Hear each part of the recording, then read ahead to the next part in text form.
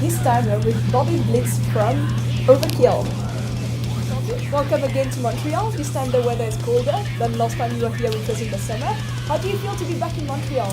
This is one of my favorite North American cities. This is like, and I was just telling the guy who walked me down here, I said, I love it here. It's like an adult city. Where most of the American cities are kiddie cities. And I don't mean with regard to size, but it seems that when you get down in this area, we're playing the gig here at Club Soda and down at St. Catharines, that it seems like adults can actually have a lot of fun here. So that's the vibe I always get when I come here. And my wife and I come up to Montreal sometimes, and we love going to Quebec City, and maybe Toronto's next on the list. We'll see. But good to be back. Good to be back. But what are you looking forward to on this tour then?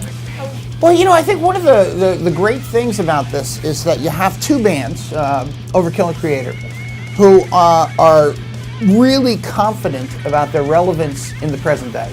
Not about what they were, but about what they are. That it's not, oh, we used to kick ass. It's still about we kick ass. And I think that that's really what makes this worthwhile to me, that it has that modern day relevance, that modern day value. So when you put two forces together like that, I think you can only get explosion. And I love competing against guys who think that way, because if the competition happens, then I think only the fans win. Yeah. Well, as veterans in the thrash genre, since you mentioned Creator, do you find that there's a difference in the approach that all the bands like Creator have compared to, let's say, Warbringer, who are younger than Creator, I guess? Do you find there's a big difference in their approach to the music?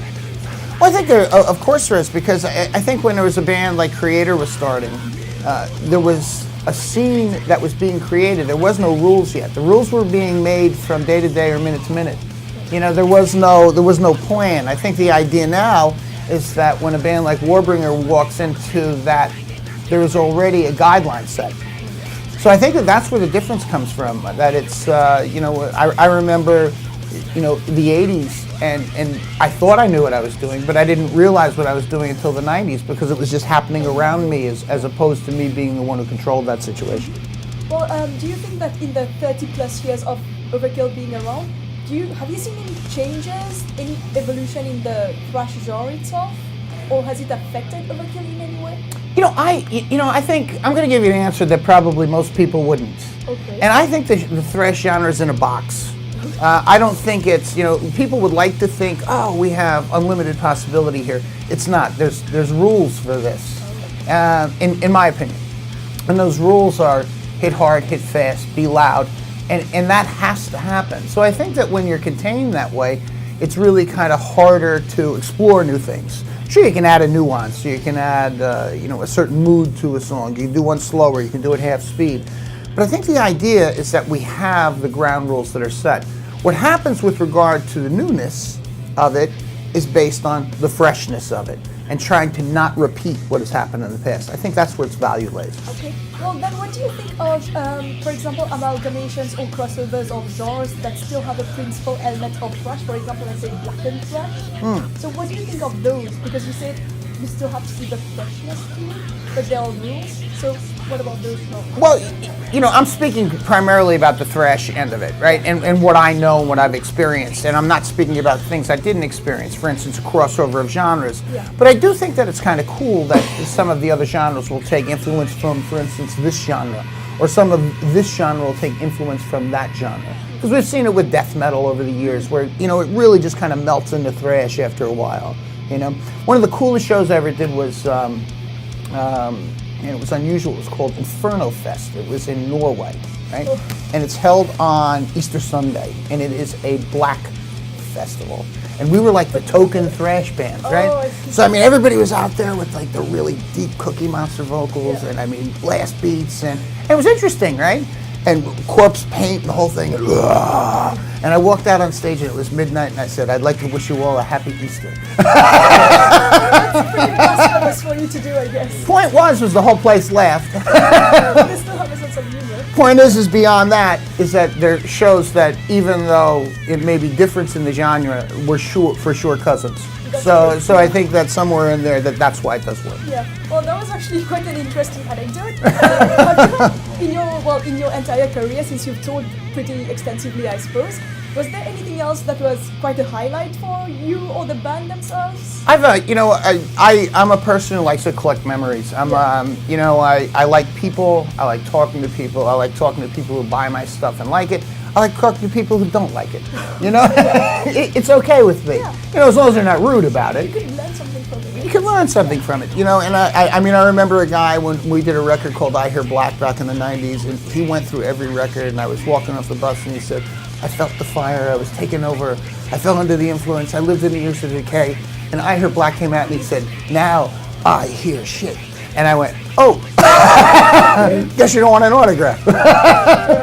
But for instance, one of the highlights that I have, I grew up being a fan of this, was 2008, we toured with Motorhead. And we've toured with them in the past, and they've always been cordial to us. And I'm a huge fan. And it was the last night in Berlin, and Lemmy asked me to duet with him for the song Overkill. And I was so nervous. I knew the song, but I wrote on my forearm the first word of each verse, so I got them correct. And he ran over in the middle of the song, and he yelled as loud as he could in my ear. He went, "You have fucking cheat notes." That's actually excellent. Yeah, it was good. What are some of the bands that you really enjoy touring with? Maybe give us some examples, or if there's an ideal band that you would like to tour with, what characteristics would they have?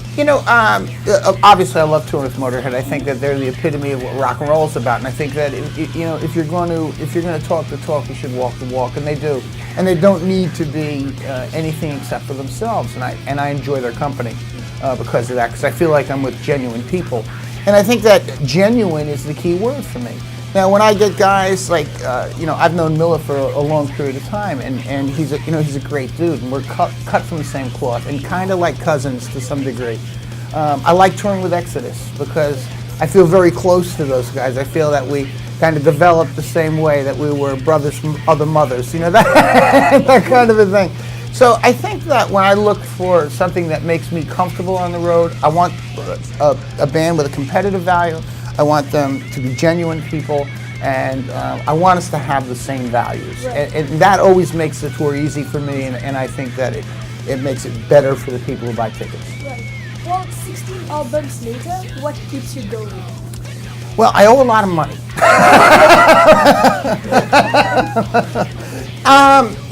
It's funny. There's, I think the situation with this is that once you find it and you realize what the value is, and that, it's been a 30-year period. I met Dee Dee Verney in 1981. He's the longest standing relationship I've had except for my parents in my life, right? Or my brothers and sisters, let's say.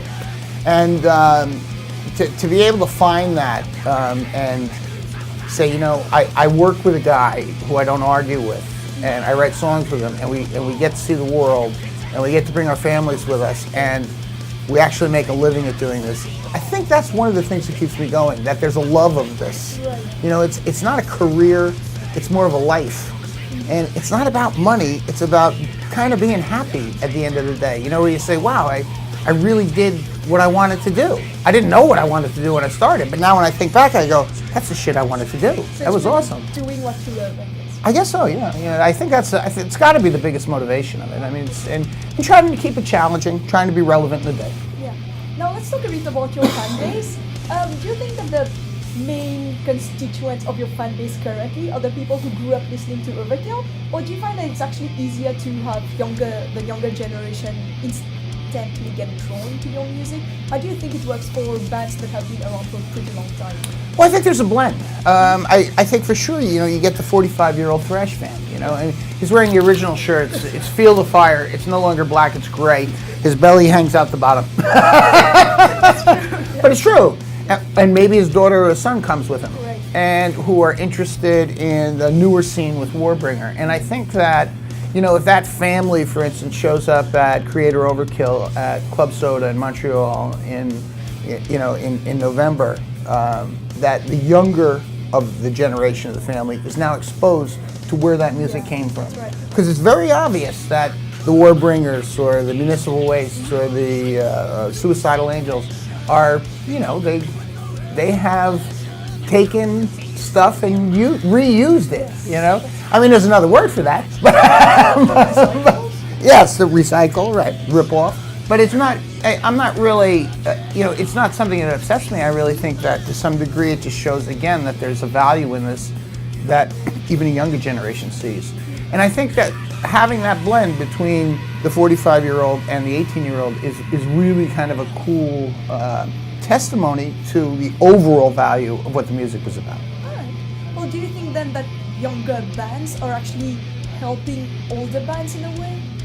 I think so, yeah. I think so. I mean, I've said it in a few interviews that, you know, you can't give all the credit to the younger bands because the older bands were motivated more so, I think, after the younger bands came out and were starting to release some good stuff. And then you saw Testament say, hey, no, man, that's not the way you do it. You do it like Dark Roots of Europe. You do it, you know what I mean?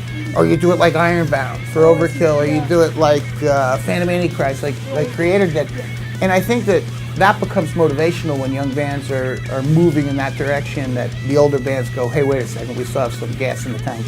Oh, okay. Yeah. Well, thank you very much for your time. That My was pleasure. Really interesting. Oh, We good. enjoyed this interview with you. All right. And we wish you all the best for the rest of the tour. Well, thank you very much, and hope to see you for the show.